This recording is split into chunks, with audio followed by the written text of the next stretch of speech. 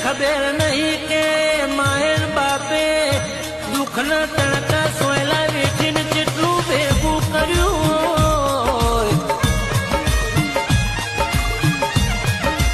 અરે દીકરો માયર બાપે તો કે પેટે પાટા બોધીને કોકની મજૂરી કહ્યા હાથ ઘર માગી માગીને તમને મોટા કરવા પાલન પોષણ કરવા દુનિયાની મજૂરી કરી હોય જરા.